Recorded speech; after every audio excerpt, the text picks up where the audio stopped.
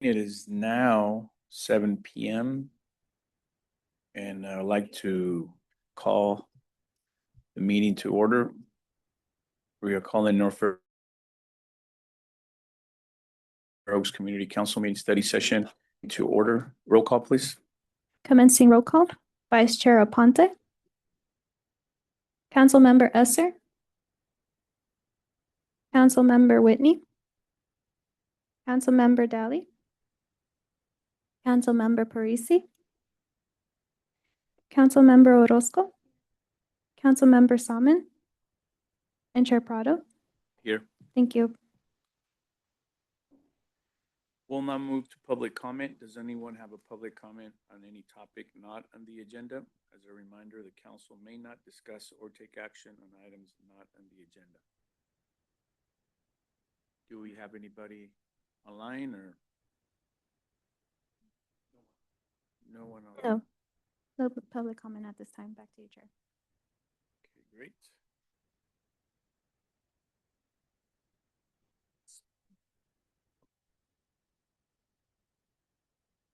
Okay, so we skip to.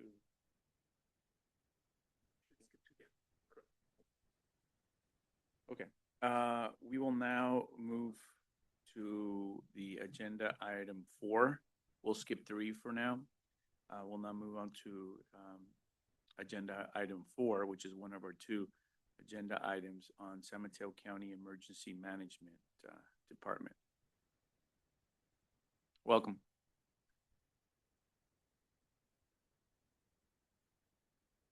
The microphone's there, that way they can hear you online. I'm assuming it's turned on. If not, if you can turn it, there we go. Perfect. Thank you. Yeah.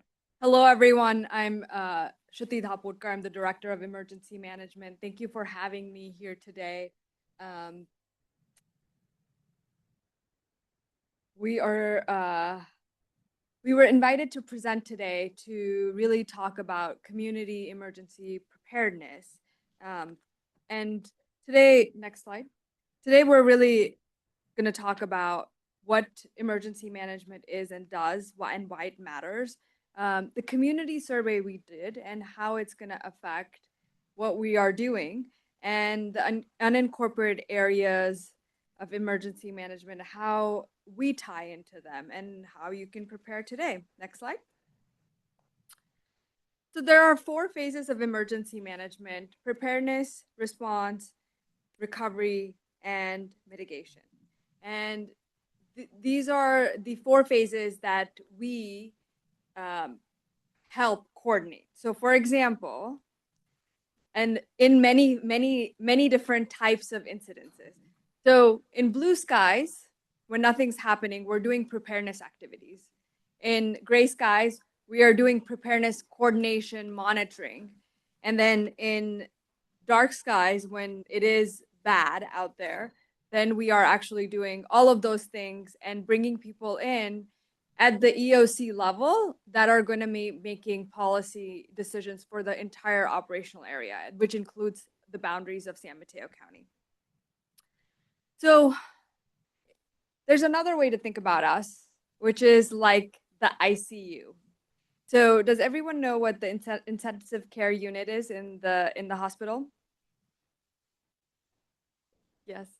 It's where, you know, a patient comes in, you know, there's a car crash that happens.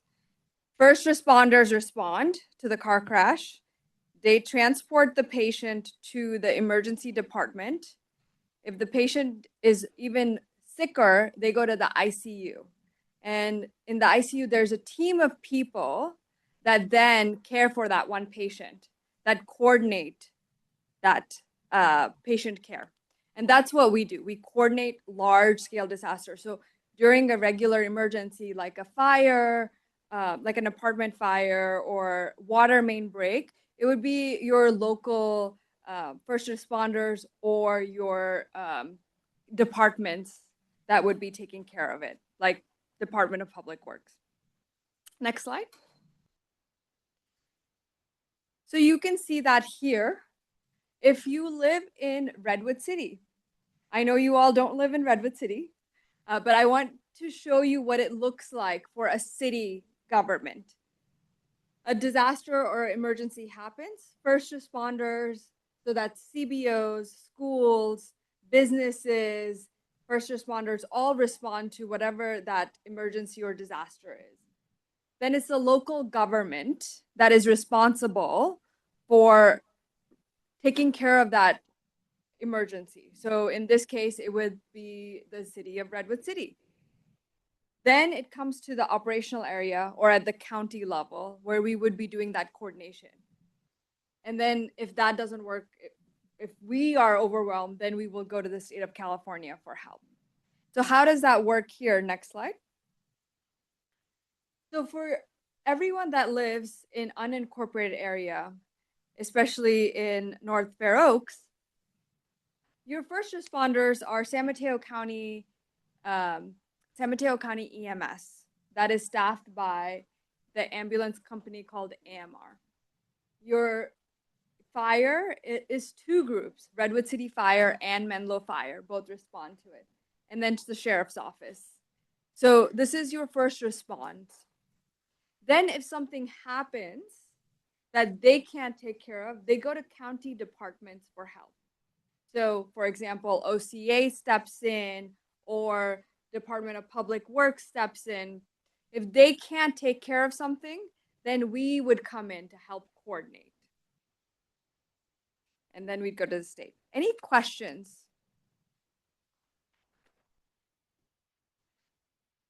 Why does this matter? Next slide. It means that you have a voice directly with the county government because you are an unincorporated area. It also means that you get direct support and services from us. Next slide.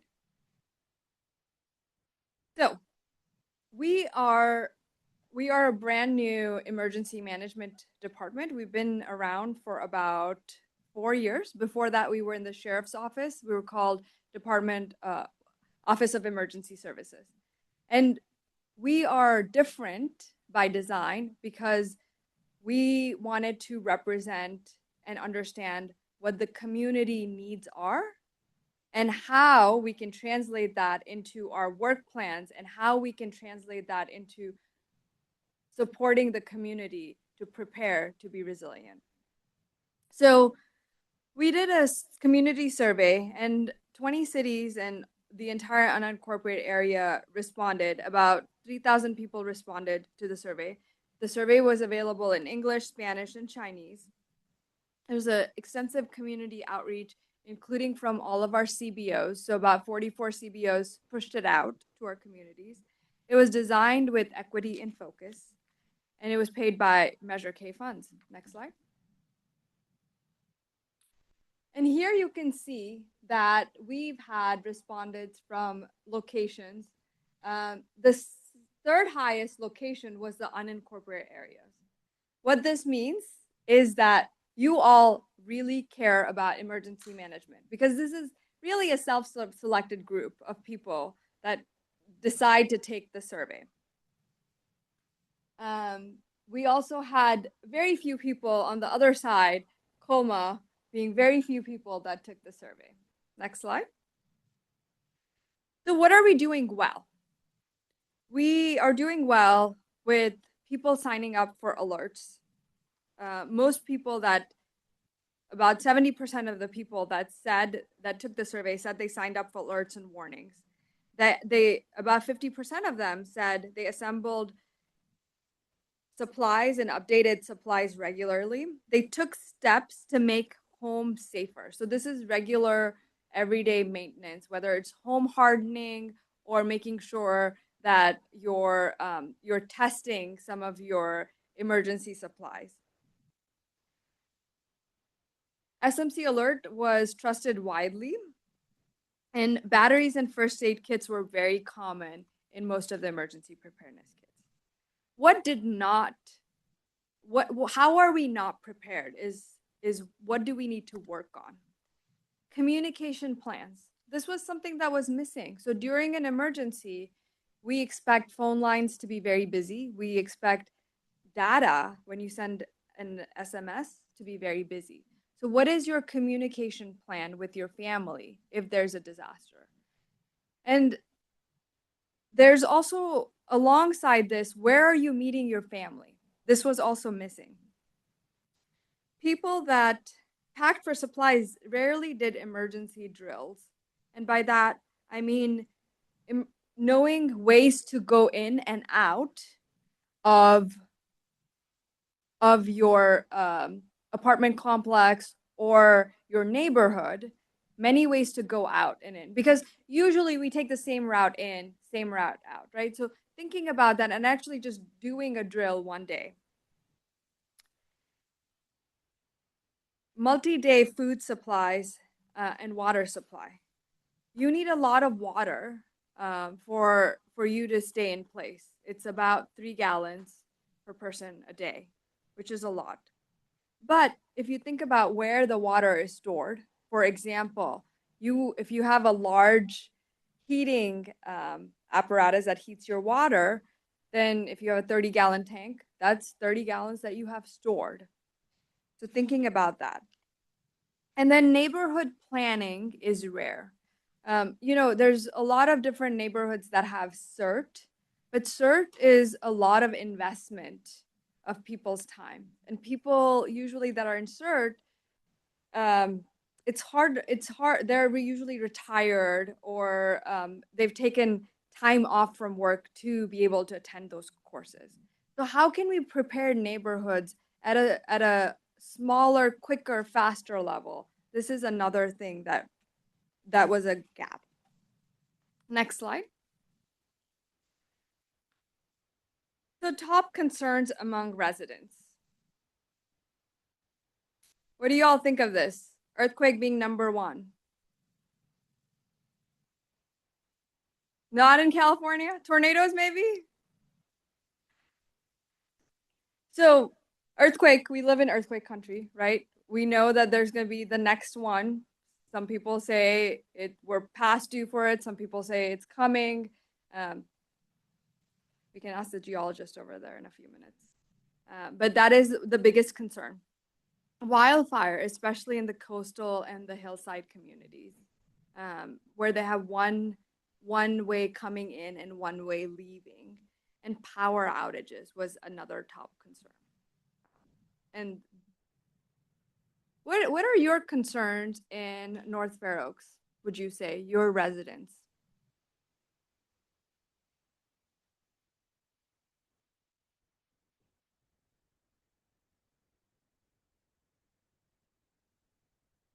No, what are your top hazards that you think about, like severe weather, flooding? Flooding.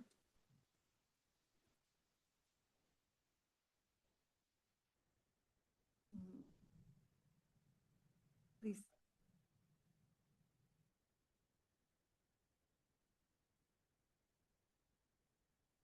Mm-hmm.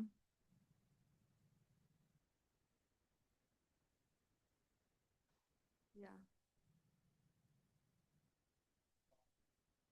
Mm-hmm.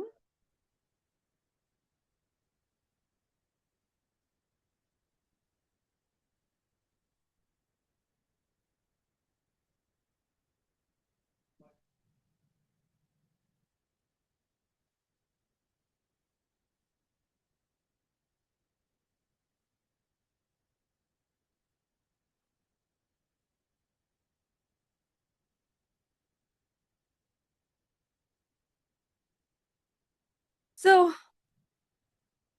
we did the survey and now what, right?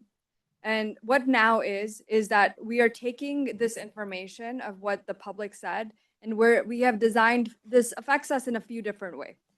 Community outreach campaigns. About 2 years ago, we were doing very few community outreach things. So we were doing Disaster Preparedness Day, which was big. We were going to Farm Work Convention. We were doing like 5 or 6 events. Now what we're doing is we have just in a quarter, I think 30 plus hosted events that we do in a quarter. The second thing we're doing is we're updating our emergency operation plan. And so that is how the operational area, the county, is going to tackle any disaster. So, and this matters because this is our gaps. We know what our gaps in planning are. And this helps us to plan for it and hopefully prepare better for it. And the third thing that we're doing is local hazard mitigation plan. So I want to have Ryan come up here and talk a little bit about local hazard mitigation plan. Yes. Sorry. Next slide. Hold on one second. Our county attorney would Thank like you, to Mr. Chair. intervene. Sorry, council members, just as a reminder, if you could use the mics, that way we'll get everything recorded. Yeah. Thank you. Next slide. Apologies. So during a situation where we have an earthquake or something major like that, wouldn't FEMA step in and take over? So all disasters are local. And usually the local entity has to be overwhelmed. If there was a large scale disaster, governor would declare a state of emergency pretty much immediately, and we would get a presidential declaration, hopefully pretty much immediately, which frees up all of the resources of the state and of the federal government to come in to help. But it is run by local government. Okay, so you'd get resources, but you'd still run it. You'd get resources from the federal and state level, but it'd still be your team managing it? It would be the op area managing it. Yes. So by the op area, by the EOC, I don't just mean emergency management. I mean the entire county apparatus. So all the departments are in there. Law, fire, EMS is in there. Everyone participates. DPW, aging and adult services. Everyone participates in the EOC and has a role in the EOC. Thank you. Thank you for that question. I had her go back to this slide just so it's clear that next to the state of California would be FEMA. So they really are the last line in that. And so they are essentially a support mechanism. And so, but I think if you think in terms of escalation and how things are coming, that's really where that would come in. So you can go back to my slide. So thank you for allowing me to speak. My name is Ryan Reynolds. I'm the Assistant Director with San Mateo County Emergency Management. And what I want to talk to you about tonight that we were able to add in sort of at the last minute after some thinking is, Trudy mentioned the 4 areas of emergency management. And one of the ones that I'm most passionate is mitigation. What is mitigation? That is trying to stop problems before they happen. That requires 2 really big things. It requires a plan and it requires dollars to pay for that. In terms of the plan, the county has what's called a multi-jurisdictional local hazard mitigation. These plans are conducted every 5 years, and they are done at the county level. All of the 20 cities and towns do them, and we have 17 special districts that are involved in that. We're currently doing that right now. Our plan is set to expire in December of this year, and so we're doing the work to update that plan right now. Fundamentally, that plan is about speaking to your community, understanding what they think their risks, what their hazards are, and then coming up with ways to mitigate them. So we wanted to take the opportunity, as long as we were here with you, to ask you some of these questions. And Trudy sort of got the ones earlier about what have you experienced and what is your biggest worry? The thing I'll note, these plans are specifically about natural hazards. So they don't cover things like terrorism or active attacks, but they do cover wildfires, flood, severe storms. They can be things like earthquakes. And so I would just ask, how many of you feel like your biggest hazard is a winter storm or flooding?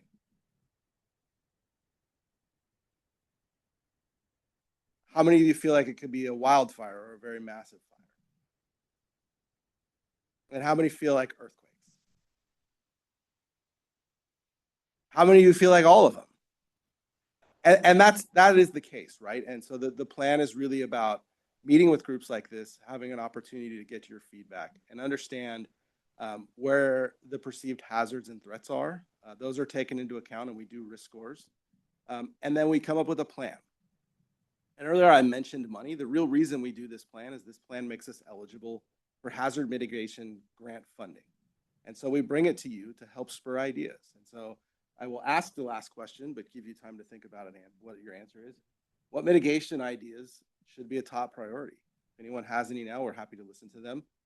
Or you can connect with the group and we can hear them. But this is something that we can be doing. There are still dollars that are available out there in terms of grant revenue to do these types of projects, and they do exist. So we just wanted to have an opportunity to talk to you a little bit about the planning process, how you can be involved in it, and some of the things that may come out.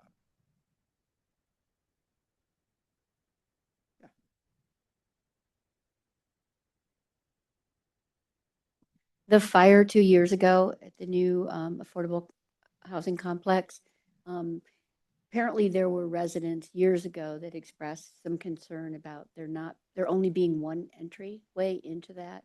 And so they tried to think about purchasing the homes on the other end and trying to get a passageway back there. But I think that fire brought up a lot for people on, just how to get around North Fair Oaks, especially in some of the areas that are super condensed, parking on both sides of the street, just narrow streets, that whole bit. So I think that, but then also flooding is a huge risk. And I think, I don't know how many years ago, New Year's Eve, where North Fair Oaks just, there's a big one about 5 years ago, right? But then, so North Fair Oaks tends to flood with some major rains. So I think those two things.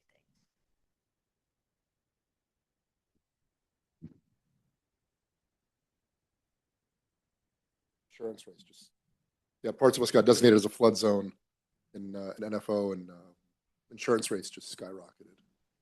Yeah, no, and I will say that the numbers agree. As part of this, we do a pretty in-depth analysis of past hazards. What I often find when we talk to groups like this is people are most concerned with earthquakes, rightfully so. They can have a very large regional impact. But when we look at the long term over the last 50 to 70 years for federally declared disasters, which would be the largest, are going to cost the most money.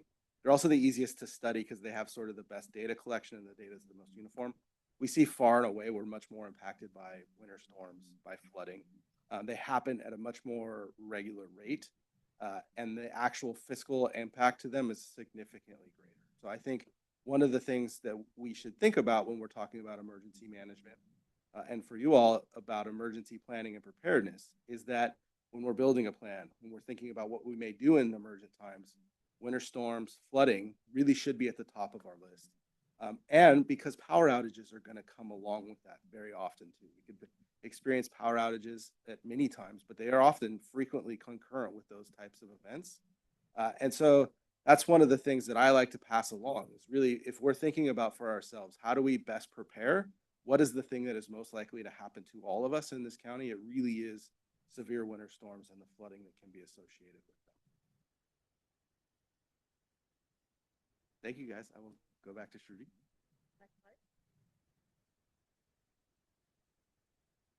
So, barriers to preparedness. This is also something we heard from people. Time. People think that it involves a lot of time to prepare, but it's not really time. When you look at research, it's actually the perception of time that so if you have ever packed for a vacation, you can prepare for a disaster. Usually on average, to put a go bag together, it takes 15-20 minutes, but it's the thought process, it's this you putting yourself in that state of mind that you have to think about yourself being in a disaster. That's really, really hard. And that's one of the reasons that people don't prepare, which isn't necessarily captured in here other than the overwhelm piece. But it is something that we need to be thinking about, because people, when they think about disasters, they kind of freeze, don't know what to do. So access is a problem, right? The information is out there, but either they don't have time to look for the information, maybe there's just way too much information. In a world that we live in today, where there's so much information, we're already in an information overload, right? So are we going to seek more information? Probably not. Overwhelm. These people have it right. A lot of the folks feel very overwhelmed thinking about preparing for a disaster because it just feels too big, and it feels like they're gonna be they have to put themselves in that situation, and they're gonna, just like if you go to a vacation on a beach, right? You're gonna pack your bathing suit versus you going on a ski vacation. So they have to put their mind into when they would be in a disaster, and that's one of the hardest parts. Avoidance. Avoidance happens because they don't want to think about it, and the cost is another big one. So one of the key insights that we found was with the Spanish-speaking respondents were nearly twice as likely to cite that information was harder to come by, which is why in the past 2 years, we make sure that our information, whether it's a calendar, the preparedness calendar that we have, or any other information, is in English, Spanish, and Chinese. And then cost was another barrier. So what the thing I'm talking about is our preparedness calendar. It basically takes stuff that you already have. So it's not a huge cost. People think that they need to go to Costco and buy a huge, emergency preparedness kit or a disaster kit. You don't really need to. I mean, I take all my old clothes and put them in my disaster kit that I just updated last week. So I'm proud of that because it took, I waited for 6 months to do that. And I usually update it every 3 to 4 months. So kind of nice. Next slide. What would help people prepare? So evacuation routes. Everyone wants to know what their evacuation route is. Your evacuation route is every route that you can take out of your house or your work or any place you're going. That is your evacuation route. Because we don't know what kind of disaster is going to come, right? And we don't know which way it's going to go. So a wildfire is very different than an earthquake. It is very different from a flood scenario. So everyone needs to know different ways of going into the normal places they go to, whether that is their kids' soccer game, it's their kids' schools, their workplaces, and their homes. And that just means a few times a year, drive around and figure out different ways in and out of the regular places you visit. Emergency contact information.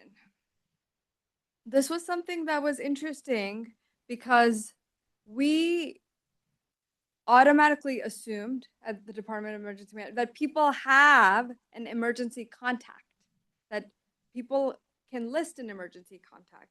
And what we found out more and more was that the way this was is a lot of Bay Area residents, they feel like if it's a large-scale disaster like an earthquake, that no one's really coming to help, and they know that their family is going to be affected. So who are they going to call as an emergency contact? And one of the things that we can do is have multiple emergency contacts, whether here is in the Bay Area, in the state of California, also like your aunt in New York. So thinking about that as like your emergency contact. Preparedness education materials. A lot of people said they wanted an app where one place of truth where they could go and they could see the weather, they could see the air quality, they could see what their risk that day was if they're, especially if you're surfing, if there's a high wind advisory for wildfires. So that was interesting findings. Emergency preparedness workshops was another one, and financial assistance and supplies and kits. Next slide. So I'm here talking to the people that live in my county. So I would invite all of you to first prepare and be the champions and get at least one other person, one other family prepared. Can I count on you to do that today? Okay. All right. First and foremost, sign up for SMC Alert. This is where you get your emergency information. Ryan and I are here, or you can reach out to us later if you need help with that. Build a go bag. This is really, really simple. Basically, it's the things you need if you have to leave your home and cannot come back to your house. Usually 3 days of medication, a couple of clothing, a couple of granola bars, 2 bottles of water. Very simple. Make sure you have medications in there. The other thing you really want in there is documents. Okay, so that means copies of your driver's license, copies of your passport, copies of your home insurance, copies of your social security number. Make sure this is in a safe place so it doesn't get stolen, or put it on an encrypted drive. This is one of the biggest things people that are survivors say they wish they had, because when their house got flooded or their house got burnt down, they needed all of this information, and it was such a pain to get your social security number, to prove your identity, you don't have a plan number. That's really important. And then plan with your family. If we are separated and we're in a mass earthquake, where are we going to meet? Right? Who are we going to communicate with? Ideally, that aunt in New York or North Carolina or Mississippi. Okay, because communication here is going to be harder to do than communication from here to outside. So, your child could communicate to the aunt in New York and say, aunt, I'm doing fine. I'm at the school still. And then you as a parent would communicate with that aunt and say, have you heard from Jason? Know your neighbors. Every disaster we've seen, neighbors helping neighbors is what works. And that is, have their phone number, go check on them. You don't have to be friends with them, but know your neighbors. Know if they are differently abled, if they need something different for an evacuation, for example, if they have lots of pets, know a little bit about them, what their needs would be during a disaster. All right, does everyone have a family in mind that they're also going to prepare? Take a moment and write down that family's name.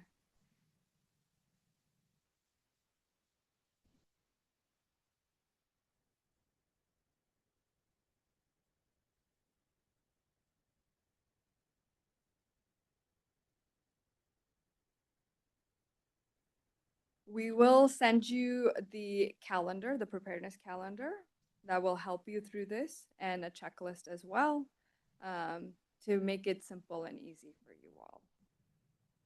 What questions can I answer for you today? I have a question. One of your first slides, when we were talking about local response, and you mentioned San Mateo County Sheriff, does that also include the CHP, since they do a lot of patrolling in North Fair Oaks? Yes. So we have a mutual aid system. So if the sheriff can't get there, then other jurisdictions will be able to get there sooner. So Redwood City Police or CHP. So they all have mutual aid, and they're all on the same communication channels.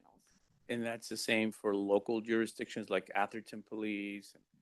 Yeah. Because I do see Atherton patrol cars Yes. on Fifth Avenue sometimes, since we're neighbors. Yes. Okay, Yes. thank you.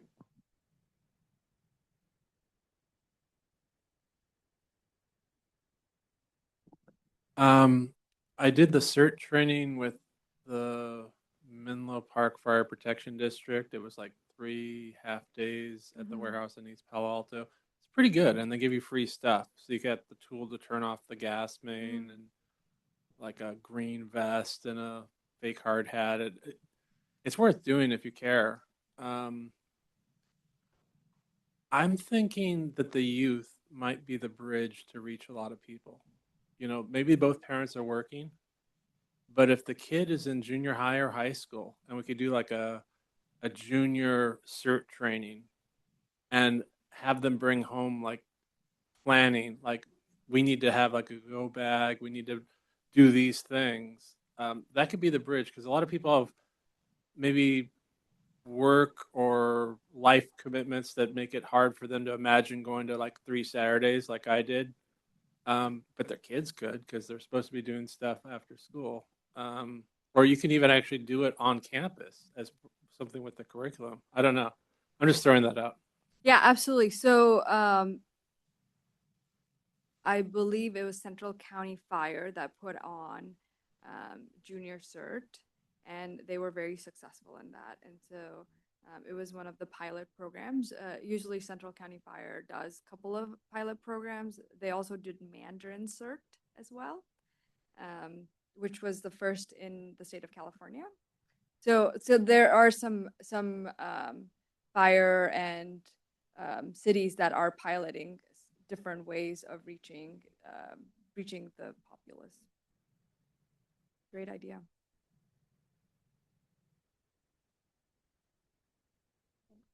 Just curious, what plans does the county have to reach out into North Fair Oaks? Other than us being the community council, is there any door-to-door efforts? Are there any funding for small community organizations to do that kind of door-to-door? So we are working with CBOs, and we prepare CBOs through Thrive. And we've given quite a few Measure K dollars to CBOs like Community Resilience. Nicholas, maybe you can help me. Community-based organization. Thank you for saying that. Yeah, so many CBOs have gotten monies to do some of this work, and then we're working with Thrive and CBOs to be able to do this work within their communities as well. And we participate on like any of the smaller events that happen. We usually have a tabling that we do.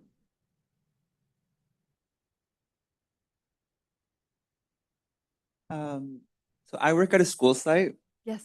and I believe all schools, they're supposed to have an emergency preparedness plan. But in your presentation, it just got me thinking. The next disaster or earthquake in this scenario.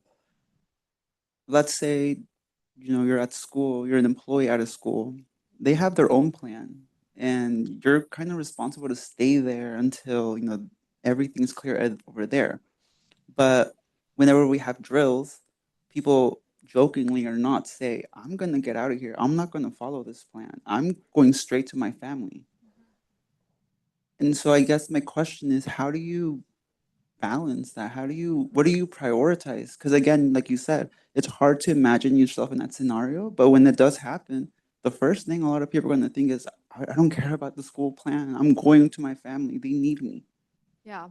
And that's exactly why we want your families to be prepared, because if your families are prepared, if all the families are prepared, then people are more willing to support the community. We see the same thing in public safety, right? As a county employee, I'm a disaster service worker, and which means that I need to be here no matter what. So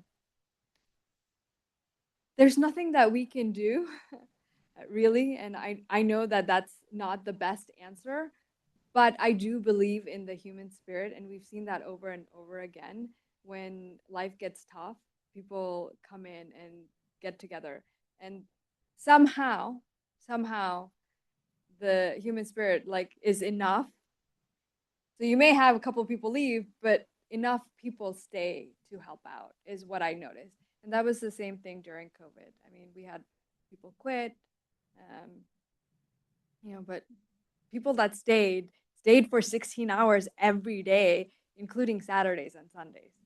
So I was locked up in a storage room. It's a nice storage room. But there was no space for us in the emergency operations center, so we took over a nice storage room. But it's the human spirit, I think, is greater than we give it credit for.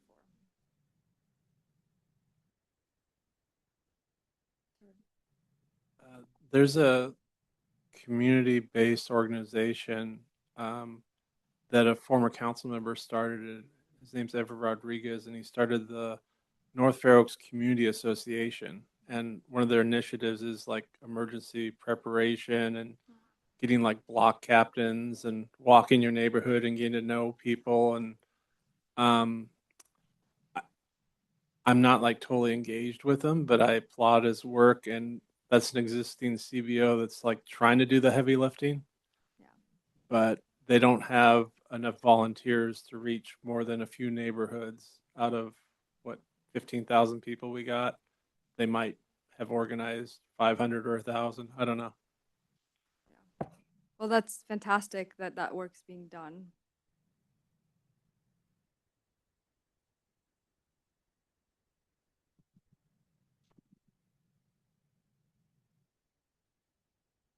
All right, thank you everyone for having me. I really appreciate it. Have a fantastic day and we'll send you the calendar and preparedness checklist. Thank you so much for your presentation. Thank you. Okay, we will now move on to the agenda item 3, presentation on Brown Act refresher. Through the chair, we do have to take public comment though, but there is no public comment. Okay, there's no public comment.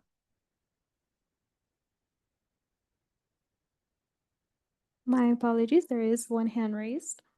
There we go. Give me 1 minute.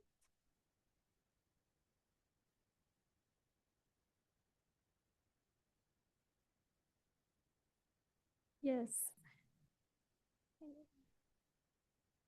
Okay, Ever, when you're ready. Oh, sorry, I apologize.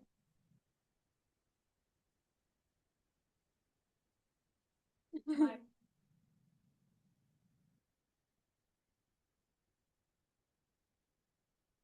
Ever, when you're ready.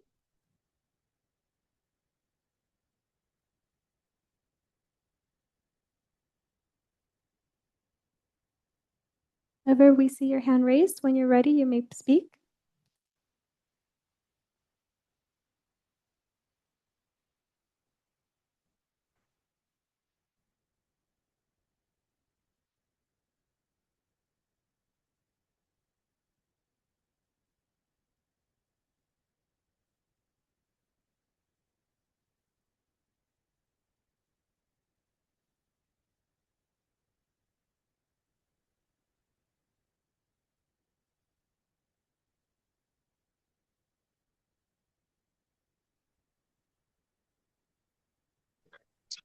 Hi, can you hear me?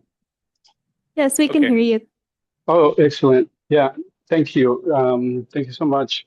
Sorry, I didn't see the full presentation. I thought that the item was going to go on later in the agenda, but I catch the last question from Councilmember Whitney, and thanks for bringing it up.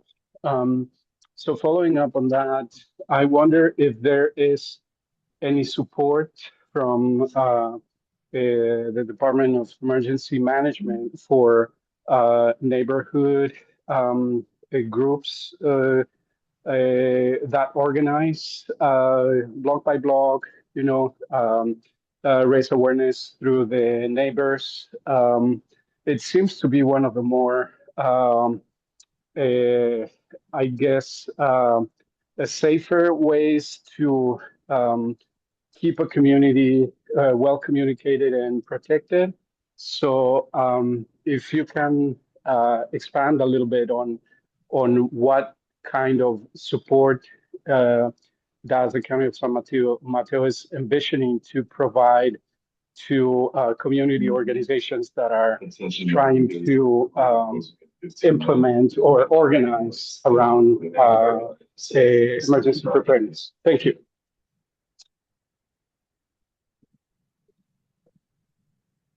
Chair, would you like me to answer that? Okay. So, our COAD, it's called Community Organizations Active During Disaster, is actually Thrive, and that is who prepares neighborhood groups, CBOs during a disaster, and so that is the resource that meets regularly, and then they go out and do the work. We ourselves have the ability to come and do presentations for you all. We have the ability to provide resources, how to create a go bag, and we could do this both virtually, if we had enough participation, also in person. So those would be the ways we could provide support in addition to what Thrive really does. So Thrive is, they are our COAD, and they are responsible for helping getting communities prepared. And we work very closely with them. Do you have any other comments ever? No? Okay. Thank you for the explanation. Do we have any more speakers online? No. No. there are no Okay, hands so up. now we're okay. Yes. Thank you for coming back. Thank Appreciate it. Thank you.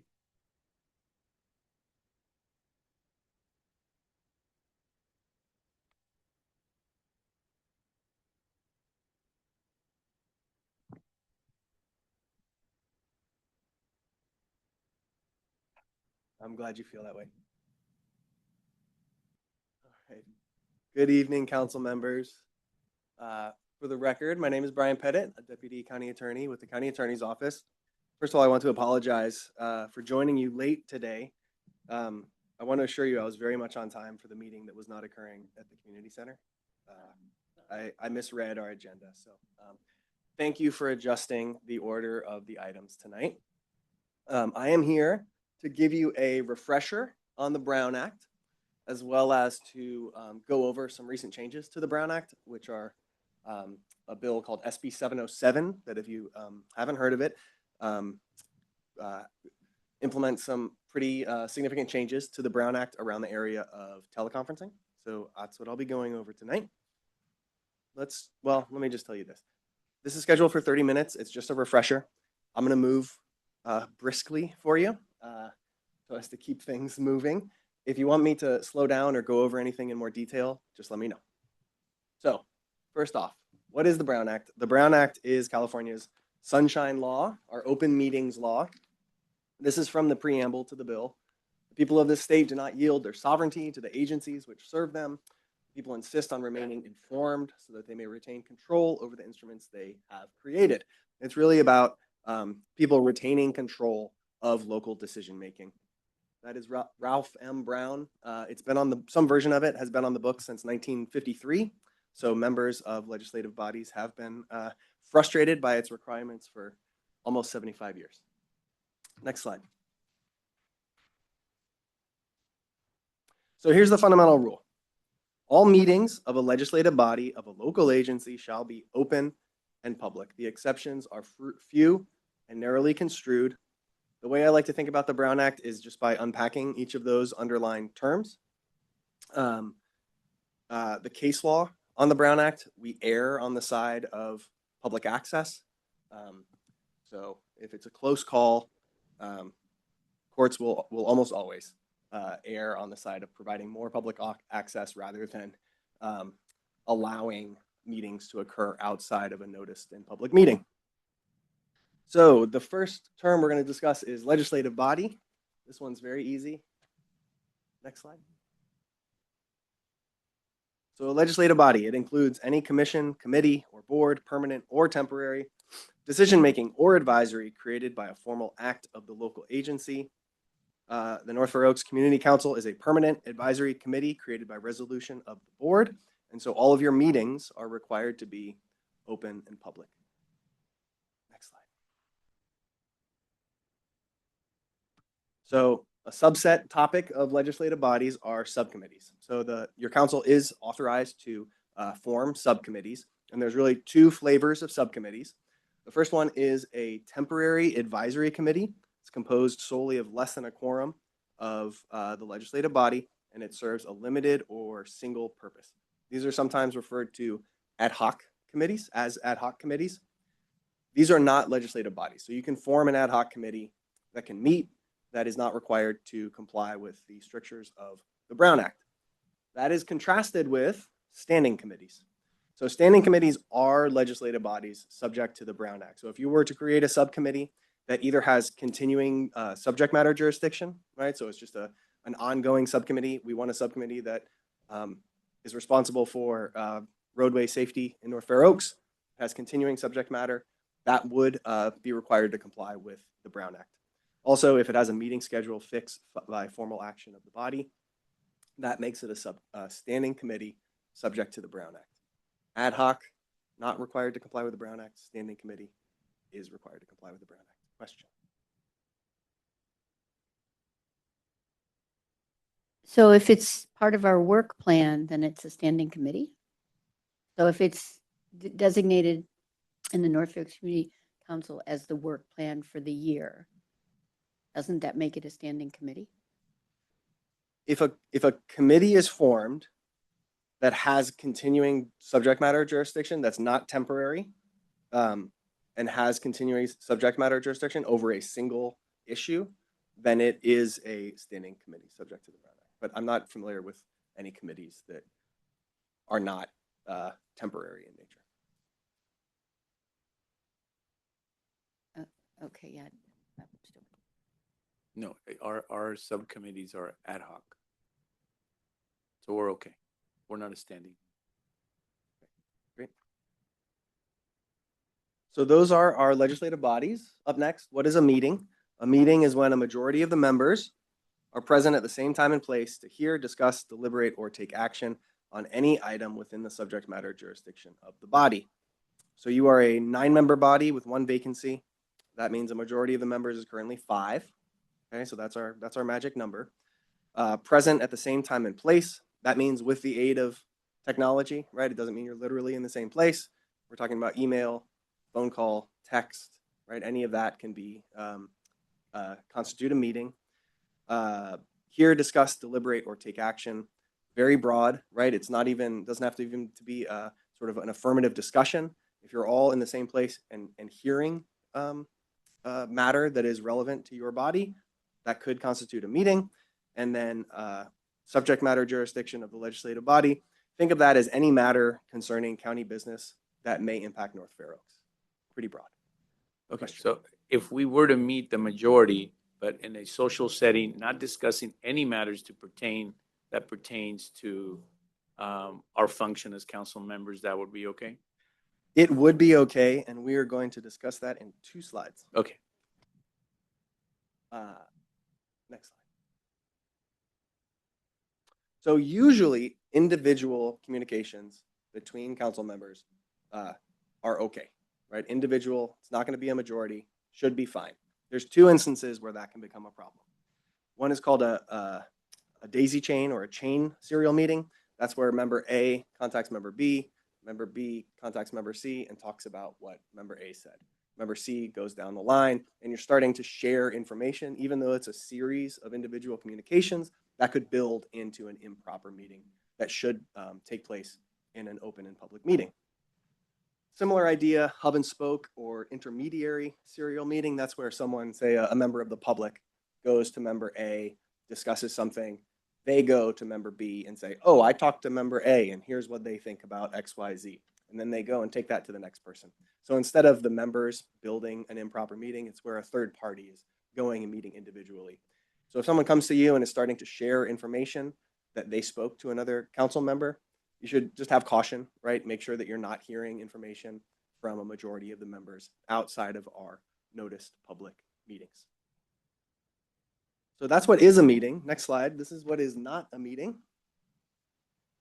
So an attendance of majority of the members at number one, an open and publicized conference. So that's a gathering discussing matters of general interest to the public or public agencies. An open and publicized community forum. So that's addressing a topic of local concern. An open and noticed meeting of another legislative body, right? So if a majority of you happen to be at City of Redwood City council meeting, because that is itself a Brown Act meeting, you could all attend without violating the Brown Act. Or, Chair, at a purely social or ceremonial occasion, at a party, retirement ceremony, things of that nature. None of these constitute a meeting of your body. Next slide. ... So long as you do not discuss among yourselves business that is within your subject matter jurisdiction, other than as part of the scheduled program or meeting. So yes, if you're at a retirement party, so long as you're not talking about North Fair Oaks business, you're fine.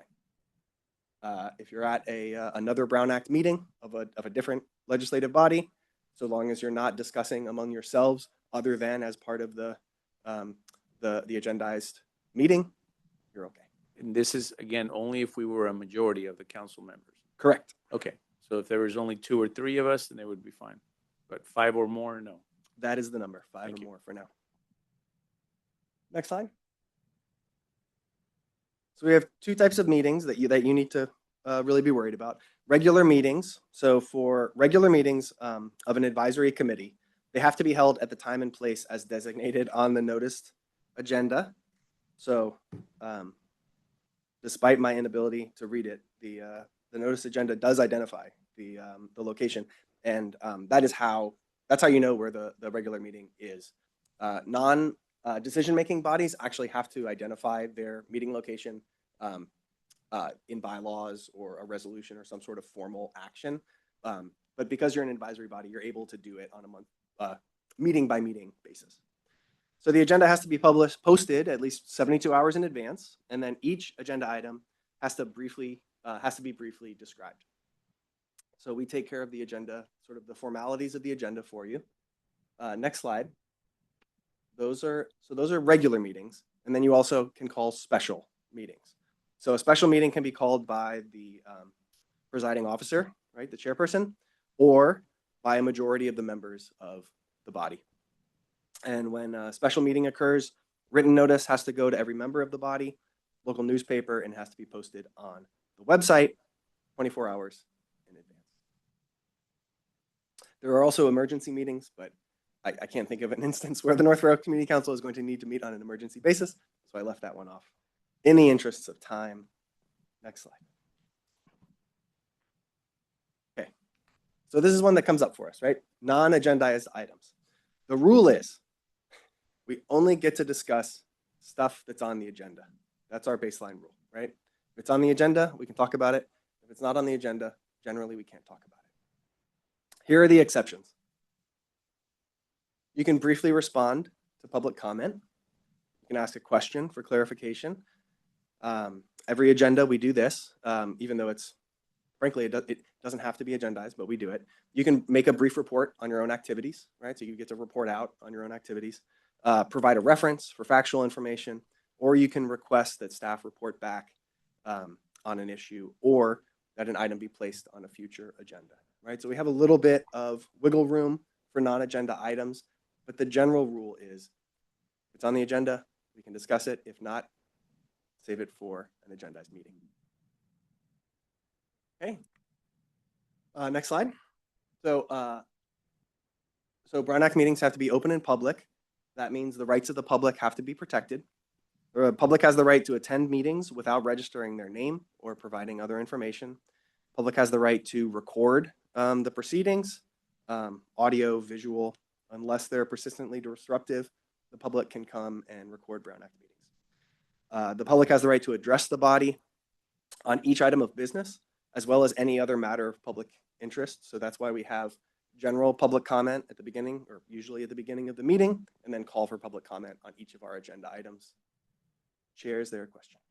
Yes, there is. This is actually a good timing as far as this presentation, given that our last general meeting was pretty heated. And I actually wanted to apologize to you, Brian, because we didn't follow the strict procedural Mm. rules as far as that. So we're even now for you being late, so we're good.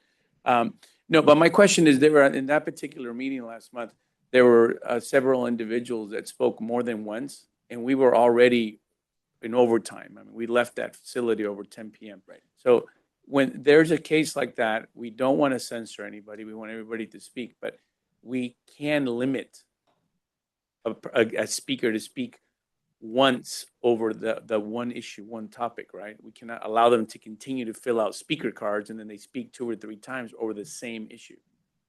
Yes, Mr. Chair, that is correct. It's certainly within, yes.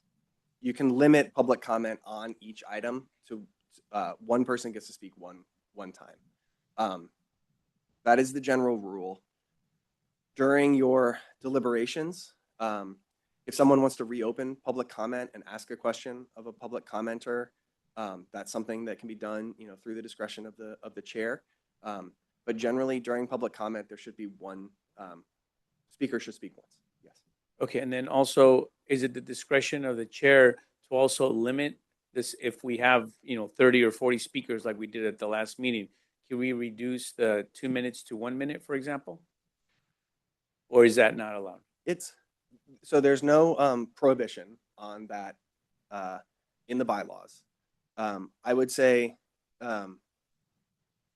last meeting was a unique scenario because there were so many speakers. Just general principles. It's certainly like what you don't want to do is have some speakers get a certain amount of time and then all of a sudden it's like, oh, we're running out of time. Everybody else gets a fraction of that. So there is discretion to limit the amount of time that public speakers get. I would say 1 minute is, I know that the Board of Supervisors sometimes has 1 minute. I'd say 1 minute is probably the lower end of what's legally feasible. There are, and we can talk about this, there are techniques that I've seen for expediting public comment. So sometimes if you want, sometimes people just want to speak for a short period, right? They just want to, I oppose the project, I'm out of here.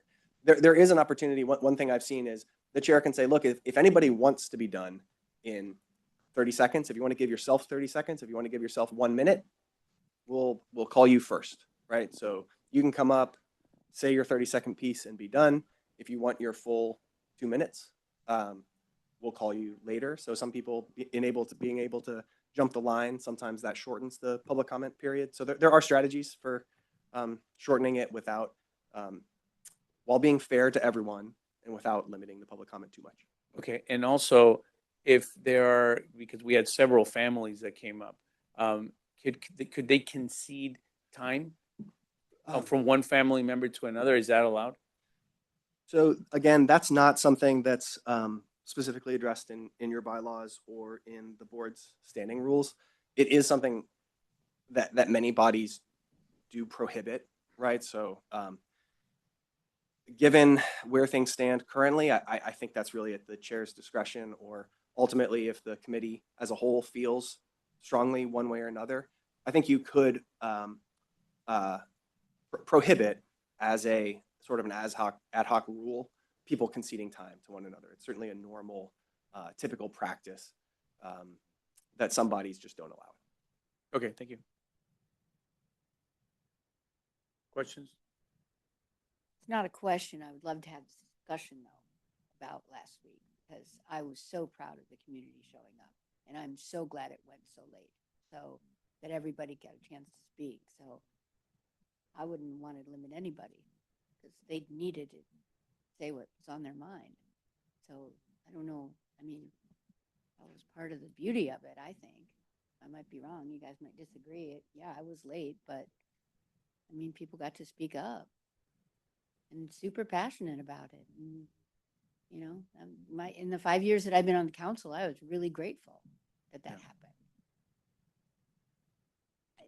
One question I sort of had as it related to the agenda item, and I agree with you, Kathleen. I remember thanking staff as I was leaving and saying that meeting was exactly why I joined this council, to see the outpouring of voices and community members attending. I did, it did feel like some of the Synapse family members were speaking to sort of how great the school was, which maybe might be tangentially relevant, but it didn't. I don't know. When you said it needs to be uh, to the agenda and the business item we were discussing, Brian, was your opinion that there were some out of scope, or those completely in scope?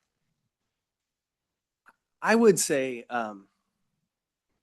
as a general matter, it's not uncommon for public comment to stray a bit from the narrow lanes of what a body might be considering. It might result from some misunderstanding about what the scope of review is, what the scope of authority is, what the standards of that review are.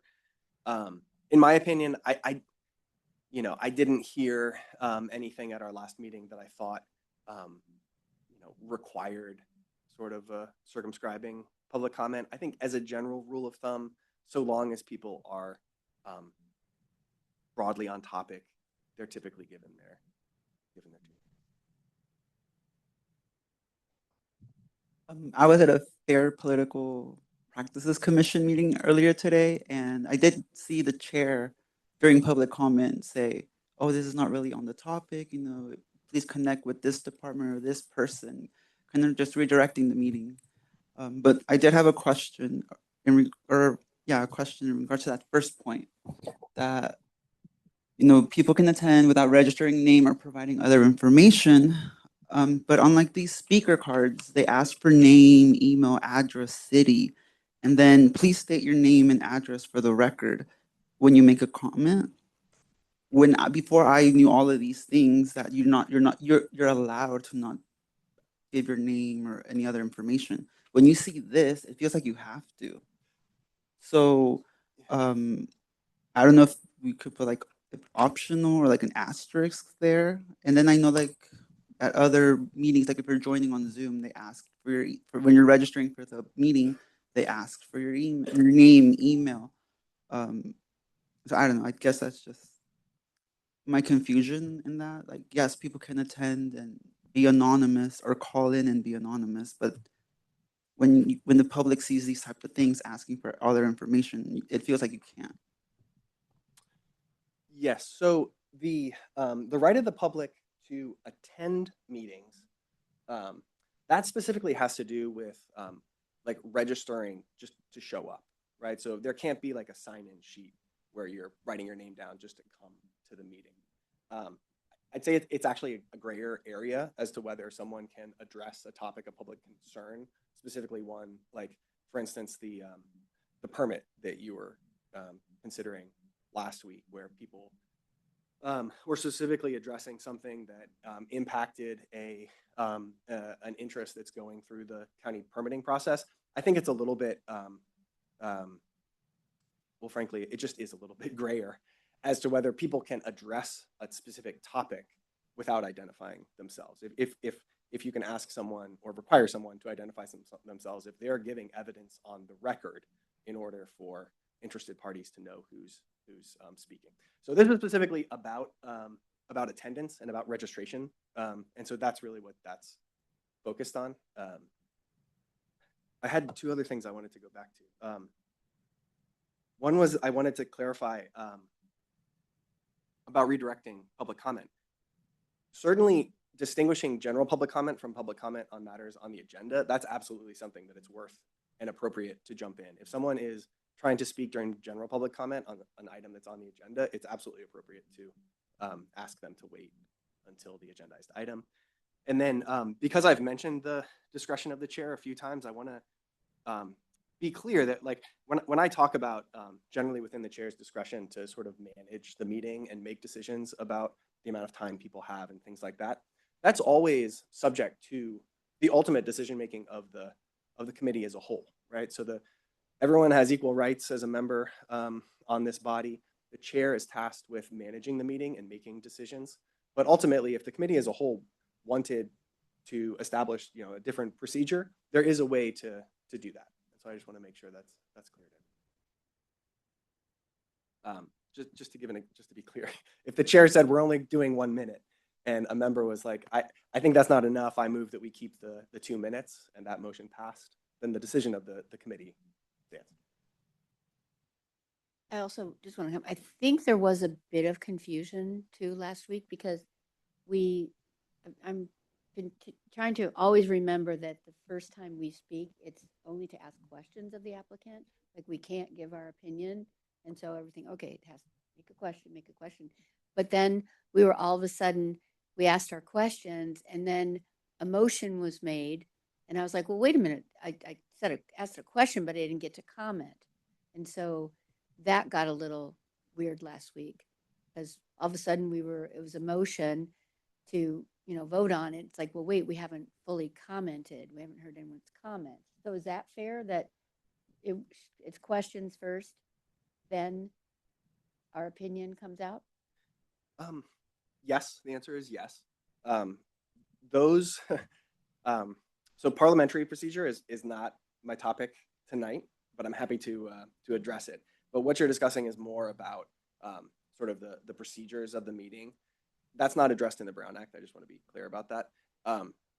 But the general sequence of an item is that it's read into the record. There's a presentation either by staff or by the applicant or both. And then there are questions of council members or members of the body. And then there's public comment. And so that is what I think of as the information gathering process of part of the meeting, right? So the report, questions, and public comment. There really shouldn't be opinions and deliberation during that information gathering process. That's where you're getting your information. And then once public comment is closed, you turn to deliberations. And so there's different ways to do that in terms of the order of, there's just lots of ways to handle it. Actually, the county's boards and commissions handbook calls for having the chair call for a motion immediately upon entering deliberations.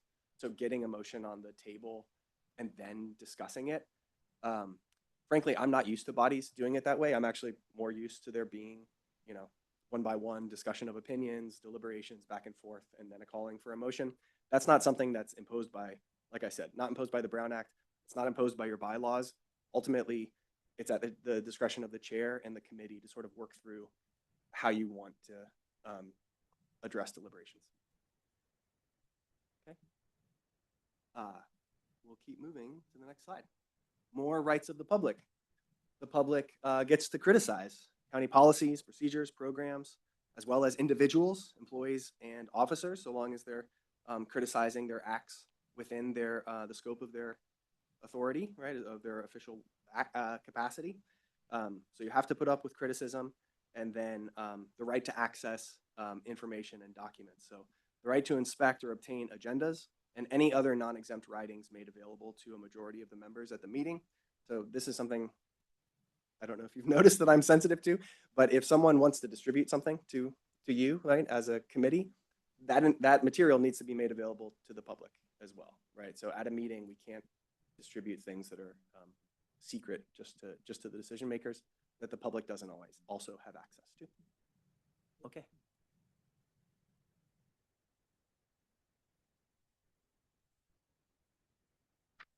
What about, sorry, it's kind of loud. Everyone has a smartphone, and sometimes people get really clever and send like text messages on the down low, kind of like students in class cheating on tests. Sometimes like people in government bodies and the lobbyists and other people communicate on the down low, even though they're not supposed to. Anyway, I don't know. I'm just aware that it does occur, and it's probably really unethical, maybe. And this is really focused on writings and documents, right? So people who come to the meeting and say, I took photos. I want you to see the photos that I took of the project site. I want you to have a sense of it. If it's distributed to the body, they need to be made available to the public. Next slide. Last one on this section before we get to the good stuff. Okay, remedies, right? So the Brown Act can be enforced by civil action. It's actually also a misdemeanor to violate the Brown Act with the intent of depriving the public of information. So it can be enforced by injunction. It is possible, if you're really bad, for the DA to bring criminal charges. I'm pretty sure no one has ever been convicted. I believe that charges have been brought against the public official once, but they've never been convicted. But it is something that we take seriously, and that's why it's important that we do these periodic refreshers. So let's talk, unless there's any questions, let's talk about SB 707, which is the big news. So recent changes to the Brown Act. So I didn't talk about teleconferencing in the first part of the presentation, and I'm going to go over all the teleconferencing rules now. SB 707 changes the teleconferencing rules for the Brown Act. I wish I could say that they're less complicated. They're more complicated, but they are more permissive in terms of being able to utilize teleconferencing to meet. So first up, traditional teleconferencing rules. So a legislative body can meet by teleconference through audio or video or both for all purposes so we have to do roll call votes. Each location where someone is participating from has to be identified in the agenda, and the agenda has to be posted at that location. This, number 3, is the big one that trips people up. So the rights of the public that we just went over have to be protected at each location, including the right to access and the right to comment. So if you're participating via teleconference through these traditional rules, the place you are participating from, not only does it have to be agendized, it has to be ADA accessible. The public has to have the right to be there. It has to be accessible to the public. The public has to be able to participate in the meeting from that location. So that's typically what prevents members of legislative bodies from being able to rely on the traditional teleconferencing rules. And then on top of that, at least a quorum of the members have to participate from within the county. But if you're able to meet these 4 criteria, traditional teleconferencing is available to you. Question? So this is for us as kind of a whole body, but how does this work for individual members? You know, I mean, myself as an example, I had sick kids. I myself was sick. I felt well enough to participate, but didn't want to bring any cooties to the meeting. So I asked to participate remotely. That is sort of a one-off. It's not like so how does that fit into there? I mean, So, obviously yeah. my house is probably not ADA compliant, and I Right. don't really want people coming by, So general public. good question. And I guess what you're highlighting for me is that I probably needed another slide here. So what I should be doing is flagging for you that I'm going to talk about traditional teleconferencing, emergency teleconferencing, teleconferencing as a reasonable accommodation to disability, teleconferencing for just cause. So that is the one that you are relying on. It's going to be the 4th one that we talk about. And then the 5th one is the really big change under SB 707. So it wasn't under traditional teleconferencing rules that you were participating. It was under just cause, which we'll talk about in a second. But this is option number 1, traditional teleconferencing. Oh, nope, not option number 2. The change under SB 707 is the law clarified that if you just want to watch and listen without speaking or discussing, right? So if we have a Zoom option and you just want to be online to basically as a member of the public to hear and listen, even though that sounds like you're participating in the meeting, right? That doesn't constitute teleconferencing for purposes of everyone else's participation. So that's something you can do without concern, right? You can just join the Zoom and listen without participating. But that wouldn't be considered part of the, you wouldn't be considered that you're part of the council. That's right.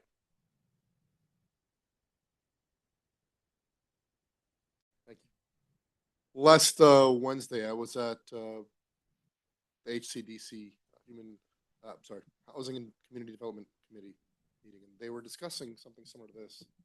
And they said that the rules had just changed, or just about to change, to where people can teleconference in. We could call in remote, and we can have our vote remotely. Does that qualify for us as well?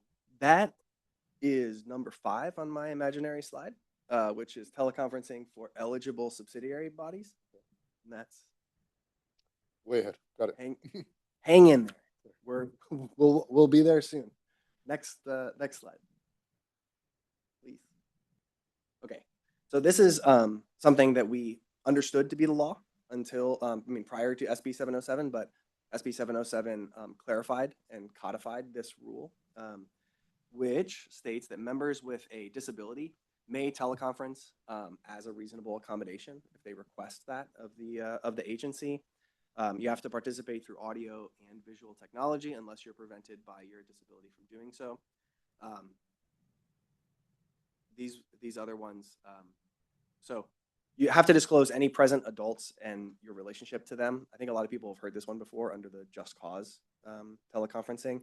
It applies for this one as well. If there's anyone else in the room with you who's over 18, you have to identify who they are and what your relationship to them is. And for this one, your teleconferencing is actually treated as in-person participation. So we have traditional and teleconferencing as a reasonable accommodation. Number 3 on the next slide is emergency teleconferencing. So this was our COVID teleconferencing. We can teleconference fully teleconference during a proclaimed state of emergency or local emergency. The requirement is that the legislative body has to make and renew findings every 45 days that in an in-person meeting would present an imminent risk to the health and safety of attendees, and a roll call vote is required.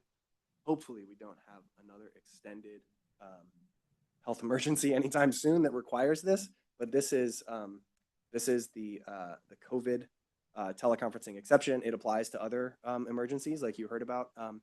If wildfire or some other natural disaster prevents you from meeting in person and there's a proclaimed emergency, we can meet via teleconference in those instances. Okay, number 4. Next, yes, Just Cause. So this is the one that members typically rely on because it's much easier to comply with. It has been revised by SB 707, so. So this is an important one to pay attention to.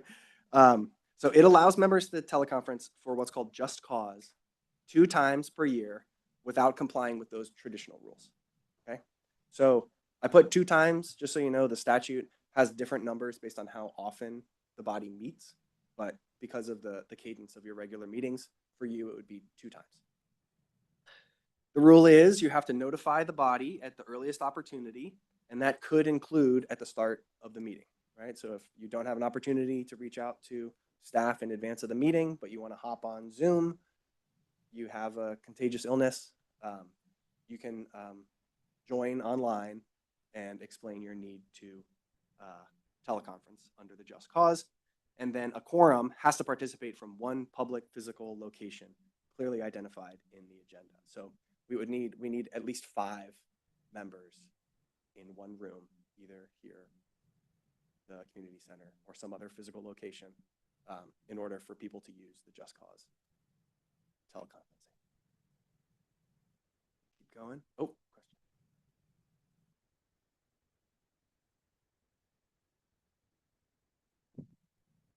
Do we? Oh, okay, I'm kind of retarded. I think we have 7 members. Oh wait, Esser, that's 8. So 5 is the quorum. One more than half. One more than half. Okay, never mind. Okay, so here are the additional rules for Just Cause teleconferencing. Again, you have to disclose adults that are in the room with you, what your relationship to them is. The agenda has to provide notice and an opportunity for the public to participate remotely. So you can only participate remote, via Zoom if the public also has the opportunity to participate via Zoom. This is a new requirement that we should all keep in mind. If the remote option for the public is disrupted, right? If Wi-Fi goes down and we can't have the public on anymore, you have to pause the meeting and try to work to get it back online. You can't just plow through technical disruption. Yes. So this happened, I think, at our last meeting. I'm looking with staff. I think the Zoom went off probably because we were, yeah. So we probably should have paused that meeting, right? We should, yes. Yes. Okay. The short answer is yes. Okay. If the public is not able to participate, then the requirement is that you pause. Okay. You know, if you're not able to fix the issue, then there's other rules. But the first step is to pause and try to fix it. Okay. Roll call votes are required. And then again, a new requirement is that the meeting minutes must identify which just cause rationale was relied upon. But that doesn't mean that you have to disclose personal medical information. So let's quickly run through the next slide. So these are the 7 just cause, right? So this has been updated, consolidated. Here are the reasons that you can use just cause teleconferencing. Childcare or caregiving to a family member, contagious illness, a good one. A need related to a physical or mental condition that isn't covered by that disability teleconferencing opportunity. Travel while on official business of the legislative body or another state or local agency. If you have an immunocompromised family member, that can be just cause. If you're having a physical or family medical emergency or due to military service obligations. These are the reasons that you can use just cause to teleconference 2 times a year. Okay, and also, if we were to use that, like you said, twice a year, and we have to meet this criteria, do we notify you, or who just the staff, county staff? Kenny is raising his hand. Okay, we communicate with you, and then we give you the reason. Okay, got it. Okay, thank you. All right. So we're on to the 5th one. So this is the new one, and this is the one that you'll have to give some thought to and ultimately consider whether you want to take some action related to it. Not tonight, but at a future meeting. So referred to as the eligible subsidiary body teleconferencing, you are, congratulations, an eligible subsidiary body. The Board of Supervisors has authorized the North Fair Oaks Community Council to meet entirely via teleconference. So it's an option for you. The board is authorized. But it requires approval by a majority vote of your council. So if approved, I want to make sure that it's clear what options the public has. To approve this, the public can participate either on Zoom, okay, or there has to be a physical meeting location that is staffed by the county and that the public can go to participate in the meeting. So even if all of you on a particular day, if you approve this, want to be on Zoom, the public would still have the opportunity to go to a physical meeting location and address you up on the television screen. Television screen. Does a member of the board need to be at that physical location, or can the board be entirely remote? The option is 100% remote. Okay.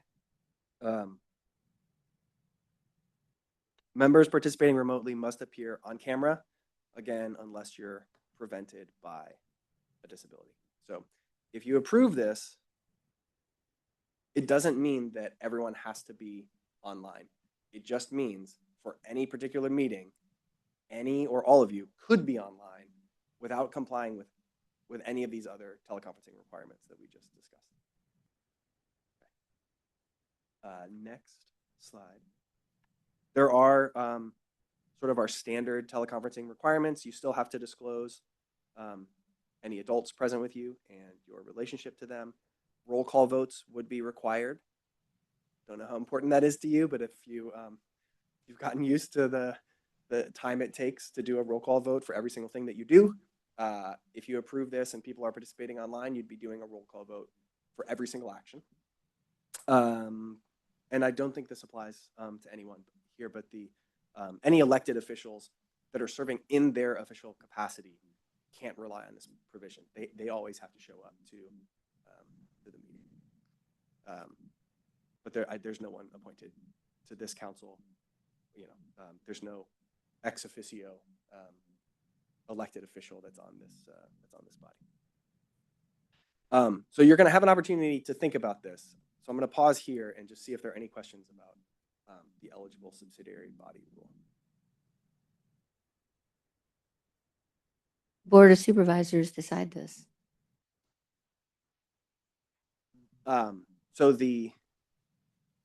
to be clear, the Brown Act, which is a state law, was amended effective January 1st to allow the Board of Supervisors to authorize its eligible subsidiary bodies to choose to approve fully remote meetings. And so what the board did was not, 15 to 20 of the advisory bodies, so it's only for advisory bodies. I don't have the list in front of me, but it was around 15 or 20. The board identified those 15 and said, you are authorized, but not mandated to follow or to avail yourselves of this option. And so now it is in your court and in the court of the other 15 to 20 advisory bodies to decide whether you want to make use of this option. So voting yes doesn't change anything. We could still all meet here and nothing will change, but it gives us just the option to have that. That is correct. We still get 2 freebies. Anything? Well, Well, it negates that. it moots the need for that. Okay. If you voted yes, We have nothing you to would lose by you would voting need yes. no freebies because you could just participate. But if you vote no, you still have the 2 freebies. Can you pick and choose, or do you do one or the other? Could you clarify what the one or the other are? So let's say you decided that only the study sessions would follow in there, but or 4 times a year you would meet in public and the other 4. So I was just with the Commission on Disabilities, and they approved something like that, like a hybrid, where ultimately they approved the use of teleconferencing, but imposed sort of their own requirement that certain meetings would be in person. So if that's how you wanted to handle it, you could do it that way.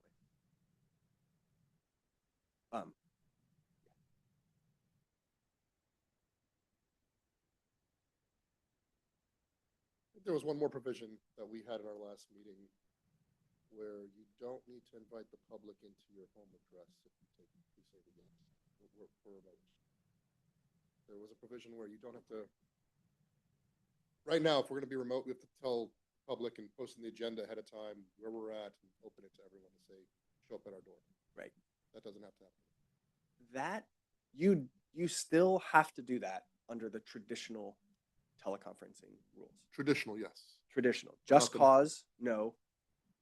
Eligible subsidiary body, no. Right.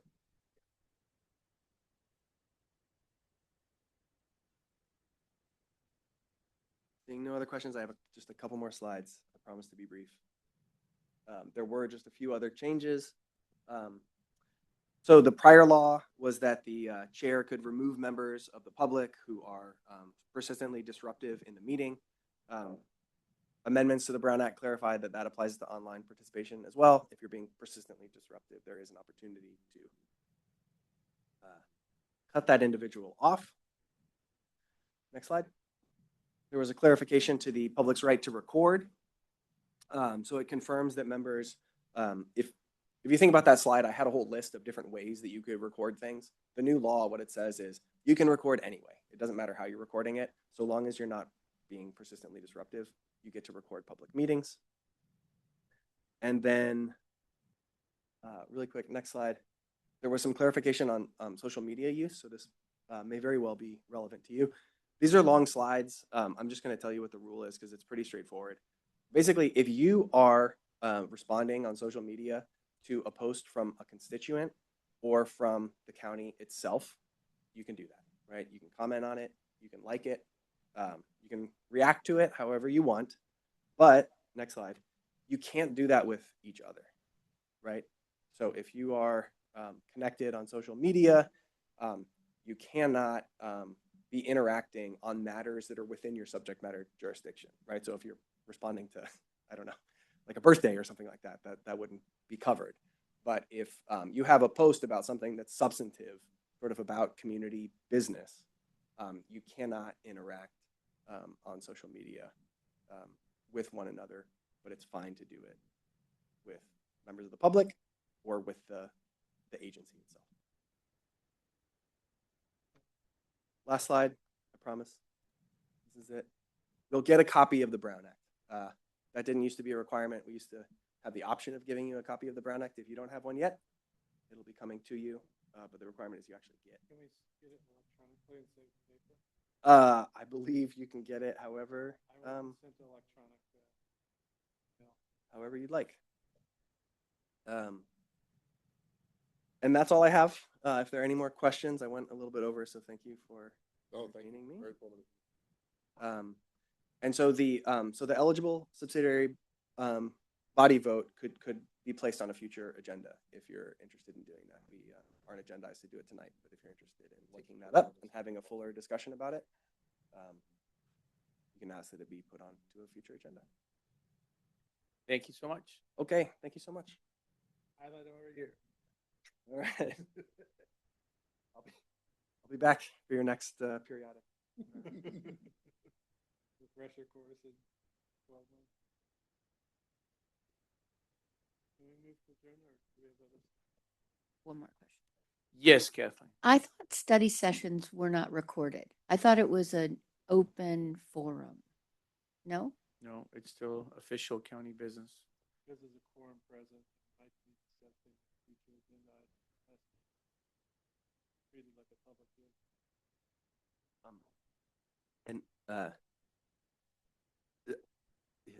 Just to clarify, I don't think that there is any. There's no legal mandate. I think that this meeting be recorded. I'm not sure what the practice is, or sort of. It's really up to the committee whether you want to retain, this meeting as maintain the record of this meeting. I think typically the practice is if it's on Zoom and you have the option of just retaining the record, I think it typically is recorded, but it's really at your discretion. Any other comments? Well, I entertain a motion to adjourn. Through the chair, sorry, we do have to take public comment. Okay, there are no public comments. See, I already knew that. No, I'm just kidding. Okay, now I will entertain a motion. Okay, we stand adjourned. Thank you. See you next. See you next Thursday.